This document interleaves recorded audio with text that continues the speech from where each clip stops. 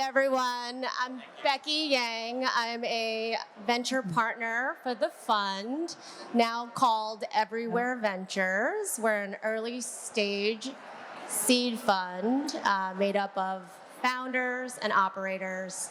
I'm super excited to kick off this panel, such an important area, sustainability and purpose, and how to build a conscious brand. And I'll just introduce the panelists. Vanessa. Vanessa Barboni Hallik, the founder and CEO of Another Tomorrow. And our mission is really to model the future of fashion, which is one of the most impactful industries on the planet. I kind of call it lovingly the scourge of the earth. And we're doing that through our own brand, Another Tomorrow, and also through our e-commerce platform that is backed by digital IDs. I'm Tisha Thompson, the founder and CEO of LYS Beauty. LYS stands for Love Yourself, and we are a clean, skincare-infused beauty brand that's really designed for you to live out loud as your most confident self. And we're currently sold in Sephora and Credo. We actually are the first Black-owned clean makeup brand to be sold at Sephora. Hello, I'm Kim Walls. I'm the co-founder of Furtuna Skin, which is the leader in regenerative beauty. We're based in Sicily and selling our products here mostly in the United States at Neiman Marcus, Bergdorf Goodman, Saks, and Goop.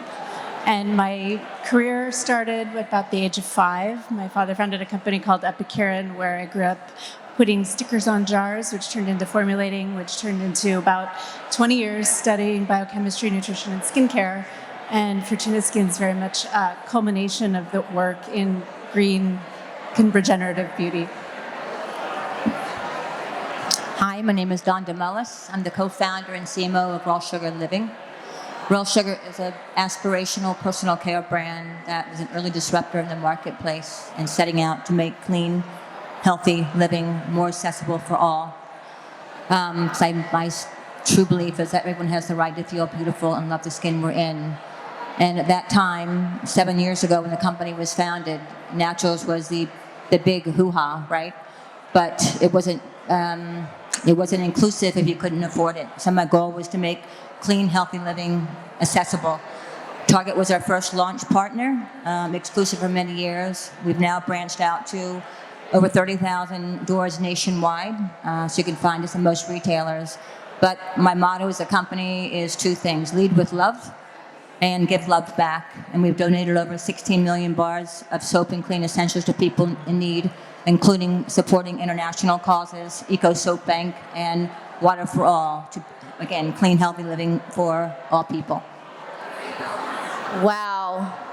So exciting. These brands are so inspirational. I'm so excited to get some of these products. Let's just get right into it.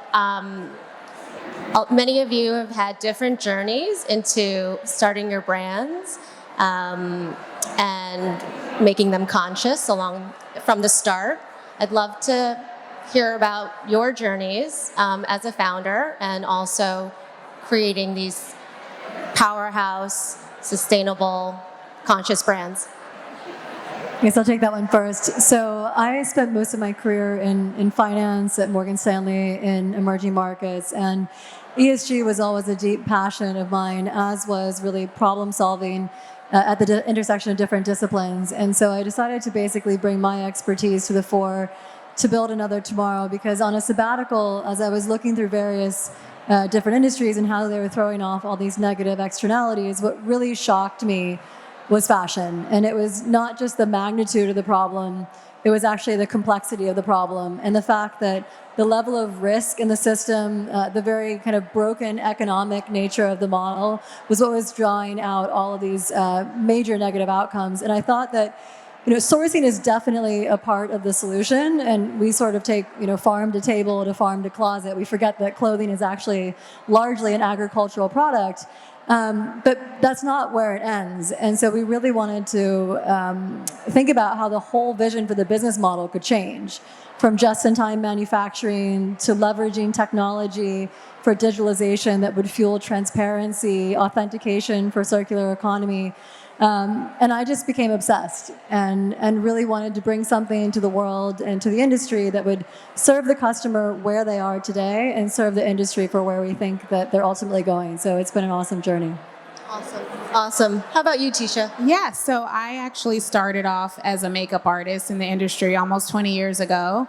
And then I shifted my career on the clean beauty side, really focusing on marketing and product development for other clean beauty brands in the space. And I think over a decade plus of really focusing on marketing and product development efforts for others, I really struggled a lot with seeing myself really being represented in the space, specifically in clean. I also saw a huge white space in really the partnership with retailers and what they were offering on shelves as well. And so when I made the decision to launch my own brand, it was really on the backs and the catalyst of really, the lack of diversity in the clean space and being more conscious and offering products that are both sustainable, better for you, that had ingredients that were kind and really sourced in a way that is naturally better for your skin. And people of color are 2 times more likely to be exposed to harmful ingredients, and a lot of people don't realize that. And it's really the lack of exposure, access, product assortment, and just the diversity in which the shelf space has been allocated in store. And so when I created LYS, I wanted to create a brand that was really at the forefront to solve that problem. So we've really, made a point to make sure that we create products not just for people of color, it's for everyone. We really truly harness the conversation of inclusivity at its core.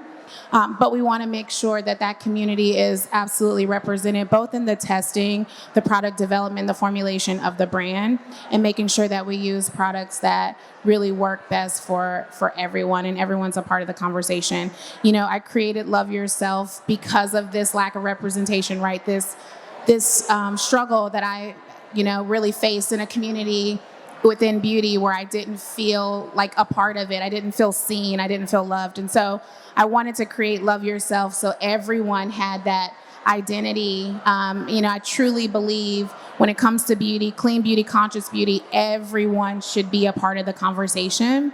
And so that's the catalyst for the brand. I'm really excited where we're going and our future. And we're only 15 months old, so we're just getting started. But the runway is long, and I'm excited for it. Amazing. Anyone else? Brands for me have been about heart messages since the very beginning. So for about the last 30 years, I've been able to see how skincare as a form of healthcare can really change people's lives. It can build their confidence. It can increase their health. It's, it used to be thought that skincare was more like a cellophane wrapper, and now that people are starting to learn more and find education and see transformation in their lives through health, it's much more obvious that the physiological changes that I've seen, because I've been in medical communities, from blood oxygenation levels to now telomere length with different skincare ingredients, all kinds of things that we can do through skincare, especially connected to education around health, that builds people's confidence and ideally can change the world for the better, a little bit at a time, through founders that are here today and the missions we all carry with us and that we get to express through everyday products. There are a lot of big ideas around us, and sometimes they're not very tangible, but when you have something like a skincare product or a food product, you can hold it and touch it and feel it and get immersed in the messages of that brand. It's a way to communicate with people through their everyday lives about something bigger, and that is meaningful to me. So that's why I do what I do. How about you, Donda? Although Raw Sugar was founded 7 short years ago, it was really a compilation of 30 years experience on my end, building brands, successful brands for other people, coupled with my co-partner and founder's family business spanning 60 years in the manufacturing of natural personal care products well before they were hip or relevant at retail. So we both had an understanding of the retail space. But knowing I would do it myself one day, build my own brand, having understood the do's and the don'ts, my goal was to build a brand and follow purpose versus profits, knowing profits would someday follow, doing it, following your passion, and also a brand with a voice.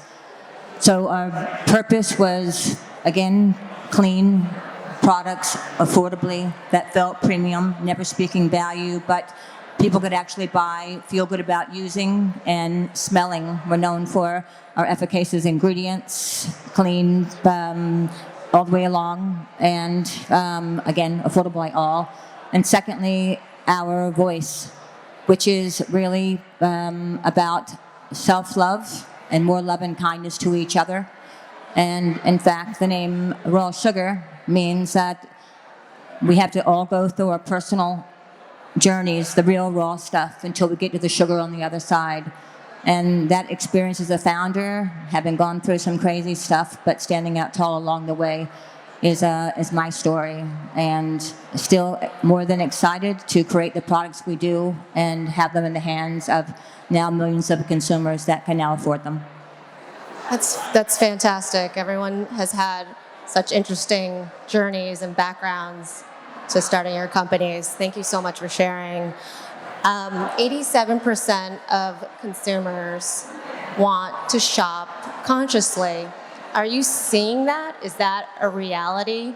How is that transpiring into your businesses? Are you seeing that as you fundraise, as you go to market with new products? There's just so much interest in green, and I'd love to hear, on the ground and what you're seeing. Kim, sure. Sure. Performance matters more than anything else. So as much as we care about all the things we care about, the products have to perform. And one of the reasons I've been so excited about Furtuna Skin is because the reason our products perform is regenerative agriculture. When you grow products, when you grow food substances in a way that connects health and longevity, food scarcity, generational poverty, in particular climate change, that's a very hot topic right now. How we actually grow our ingredients leads to the kind of performance that we're able to achieve. And there are lots of great ways to drive performance, but at the end of the day, if the products don't work incredibly well, the business isn't going to work incredibly well. So performance first. Great. I would definitely echo that for sure. I think that it's great to be conscious. I think that we have to all do our part. I think that's how we improve over time. But I have personally noticed the consumer definitely prioritizes how something works before the conscious or sustainability aspect of it. We're more of a mid prestige price point, so we're kind of right in the middle at prestige. We've also found that a consumer is not always willing to spend more either for that. So again, I think that price still is a key factor in many markets. Obviously, there is a luxe market, but I think there is in many markets within cosmetics, price is still a factor, and performance before the sustainability piece, in my experience, is what I've seen. There's a very niche core demo that absolutely prioritizes that, but the masses, I find, still definitely prefer performance and price. Yeah, I think that really carries through to apparel as well. I mean, it is product first, it's brand first. However, I would say that it's a huge retention driver. And so what we find is that oftentimes people come to us for quality, then design, sustainability's third out of 10 metrics, but it drives retention rates like crazy. So we've ended up with a 43% retention rate like over the trailing 12 months. And a lot of that, I think, is, of course, due to product and brand, but a lot of it is also due to sustainability. And once you find a brand that performs for you and you believe it aligns with your values, you do come back, I think, over and over again. And I think we're seeing that also with Gen Z. It's interesting, actually, Joey at Allbirds once had a really good kind of framework for this, is that I think the values kind of narrow the scope of eligible brands for a certain set of consumers. And then within that set of brands, people are optimizing for performance.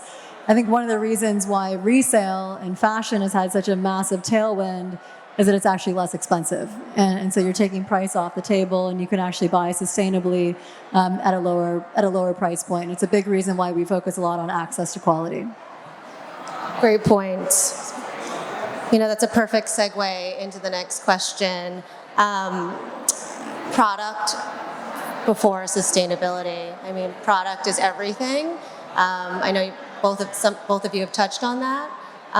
Would love to hear more about your thoughts and what you can tell us about, your product roadmap, how you've been focused on product and then sustainability. Well, over sustainability, but focused on both.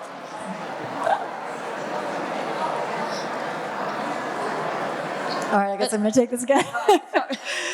So we built our supply chains actually from the farm up, which was a really cool way to be able to focus on both at the same time. So, this jacket is a good representation of that. We have a portfolio of 6 ethical and regenerative farms in Australia and New Zealand, and we really were able to think about the entire value chain from the get-go.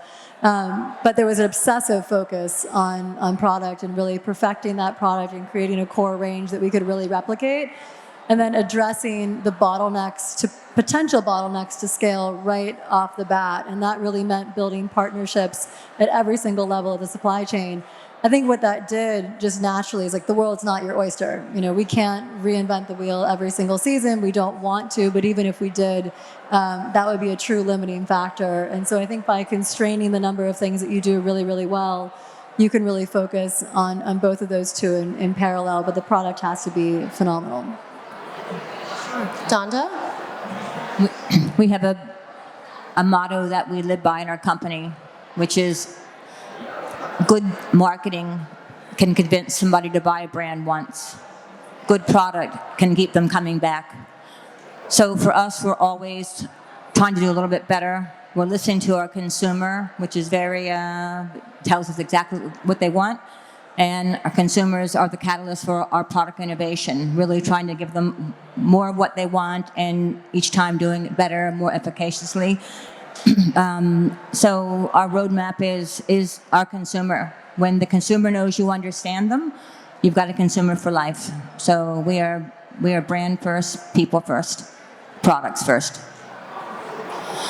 One of the things that we have used to really help drive our roadmap is our partnership with our retailers. So we're currently sold at Credo, and so it's really important in terms of really making sure that we follow the ethos that they have set within sustainability, but then the new guidelines, which change quite frequently and are continuing to evolve over time. And so we've partnered with them to make sure that our product roadmap meets where they intend to be, over time within sustainability claims, because it's important for us to make sure that we're, not at all a part of any greenwashing or, any of these kind of areas that I know, some brands could use ultimately as marketing strategy. We want to have guidelines that are really preset to these very credible retailers that have established a baseline so that we can make sure that we continue to improve and improve and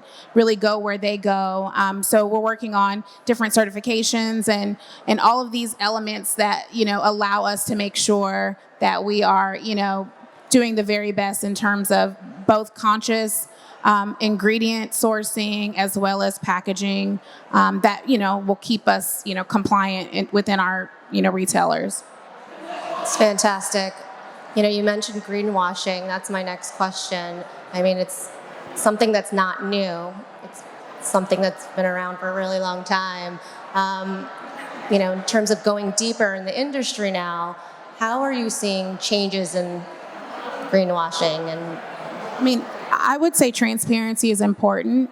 I think that, consumers are very educated. They're doing a lot more research. So I think it's important as a brand to just be transparent and meet the consumer where you are. If you're working on making changes, let them know. I'm working on making these changes effective this date, or this is the certification that we're doing. This is what's recyclable. This is what's not. We put things on our packaging. We're very transparent. We sell very small color cosmetic items, many of them that may not necessarily be recyclable, but we may use previous or post-consumer recycled materials, and we let them know what is and what isn't. I think transparency is key. We can't do this in a day. Rome wasn't built in a day, right? So it's going to take time. It's a mega industry with a lot of small pieces and parts. And I think collectively, all of our efforts will help change the amount of waste that this industry creates. So I think as long as we're transparent to consumers and let them know that we are doing our part to be a part of the change, they appreciate that. I think it's, when you try to be something that you're not, and be a part of a conversation, it's just not going to get you anywhere. And it's no need to. You just pick a lane. I'm a really big proponent of live in your truth and be who you are. And if that's not the DNA, the ethos, and the identity of your brand, stay out of that conversation. Just follow your lane and do what you need to do. I know there's a lot of conversation around, conscious beauty. There's a lot of conversation around sustainability. And if you're not there, just, talk about what you are able to do, not, what you can't. I think it's important. I love that. So important. Anyone else? I think supply chain. Supply chain's it's an interesting conversation because it's been invisible for most of history in our industry.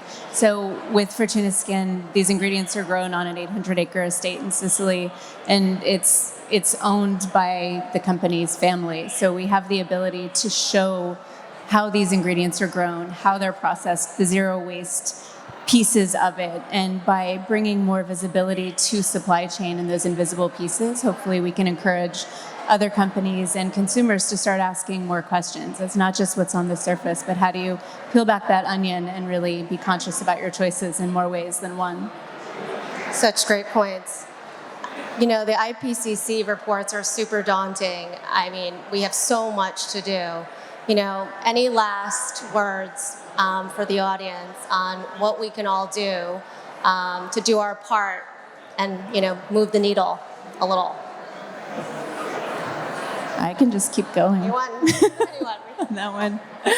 I think that consciousness, like you're talking about, I think if everybody can really recognize the opportunity they have with their everyday choices to make a difference, I kind of joke sometimes and say, yeah, you can actually reverse climate change with your choice of cleanser. But it's true. It's what we do every day and how we make decisions, how we share about our choices. And so when you have the ability to put your dollars behind your values, you have the ability to not only change your own life, but the lives of the people around you, because it's the customer and the consumer that drives the real decisions that the businesses are making, because without your support, they won't make any money. So I would say just try to remember to reward them for better choices by choosing their products. I would say for the founders out there, question the business model. I think that there's a real tendency to just want to switch the inputs and keep the model the same. And what I find is where there's really a strong tailwind is where you can find ways to reduce risk, increase resiliency, use more data, be much more demand responsive. So I think if you look across consumer industries, one really common thread is not just overproduction, it's misproduction. We're just making so much of the wrong stuff. And even if we continue to make the wrong stuff more sustainably, it doesn't really materially change the outcomes because we're living way outside our planetary boundaries. So I'm a big believer in just really bang up the business model and think about where you can change not just the inputs, but the overall vision for an industry. I think my advice would be, just to go back to kind of the focus of the panel, which is really helping to build a brand that lasts and really, that conscious effort as a founder to focus on your why and really figure out, why you created your brand, what's important, and just do a small thing if you want to be a part of the sustainability conversation. And, just a little goes a long way, and continue to progress. Don't feel like you have to, totally overhaul your brand overnight. Don't feel like you have to, 100% make all of these changes if you're not there. I think just being authentic and being who you are first is the most important thing. And then consumers will meet you where you are. And I think every small effort turns into a big effort if we just all do our part collectively. Completely agree. Yeah. Also, it's really remaining pushing the ball for a little bit further every single day. I know I push myself to be a little better every day in terms of what I create and what I innovate and how we deliver. And it's truly being 100% authentic to yourself, to your story, to your mission. Don't let anybody sway you another way. And just keep doing good. I couldn't agree more. Choices, being completely conscious, thinking about the collective, and then thinking about supply and not overproducing. I mean, all these things are so important and thoughtful, and everyone here has got to do their part in order to, get us to where we need to be. I'm gonna wrap up the panel because we're a little over time, but I want to thank these incredible founders, visionaries for being with us today and being on this panel. Not only are they creating amazing companies, but they're doing it so consciously and really helping and saving our planet in the future. So thank you. Thank you. Thank you. Thanks so much.